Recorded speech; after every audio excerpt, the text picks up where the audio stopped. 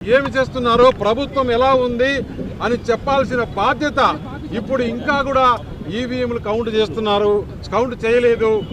Only postal ballots లో కూటమికి వస్తాయని.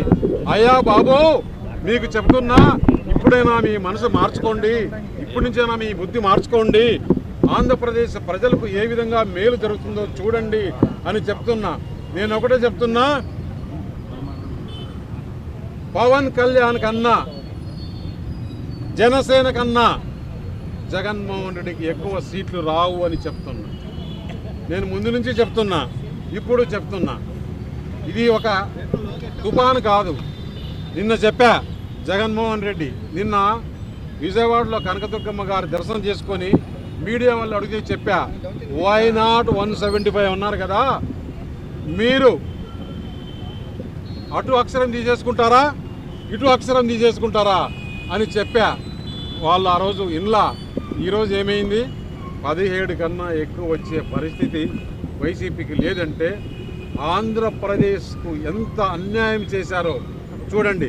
ఛానల్స్లో కూర్చొని కొంతమంది, ఇప్పుడు ఇంకా కూడా కొంతమంది నిన్న ఎవరెవరైతే ఎగ్జిట్ పోల్స్ ఇచ్చారో ఒక ఛానల్లో కూర్చొని ఆ ఛానల్లో చెప్తున్నారు, ఇంకా పోస్టల్ బ్యాలెట్ పెంచుతున్నారంట. సిగ్గుండాలి కదా కొంచెమన్నా. ఒకసారి చూడండి ఆంధ్రప్రదేశ్లో సునామీ ఏ విధంగా ఉందో. మొత్తం క్యాబినెట్ ఓడిపోతుంది అంటే ప్రజలు ఏ విధంగా వారికి శిక్ష వేశారు చేయాలి.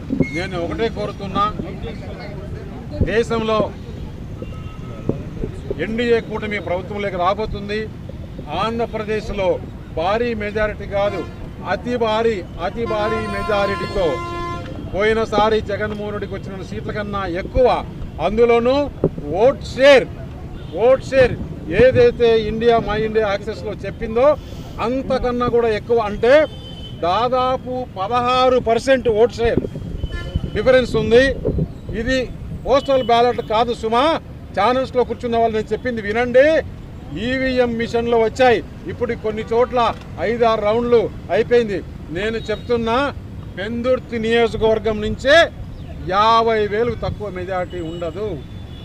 ఎంపీకి కానీ ఎమ్మెల్యేకి కానీ. నా అనకాపల్లి నియోజకవర్గంలో 7కు 7 అసెంబ్లీ మంచి మెజారిటీతో గెలవబోతున్నాం.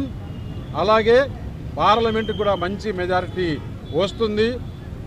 నేను చెప్తున్నా, ఇది జగన్మోహన్ రెడ్డికి వ్యతిరేకంగా వేసిన ఓట్లు, ఆంధ్రప్రదేశ్ను కాపాడుకోవాలని వేసిన ఓట్లు. ప్రపంచంలో ఎక్కడెక్కడి నుంచి వచ్చి ఓట్లు వేసిన మహానుభావులకందరికీ చేతులెత్తి వారి పాదాభివందనం చేస్తున్నామని చెప్పేసి తెలియజేస్తున్నాను.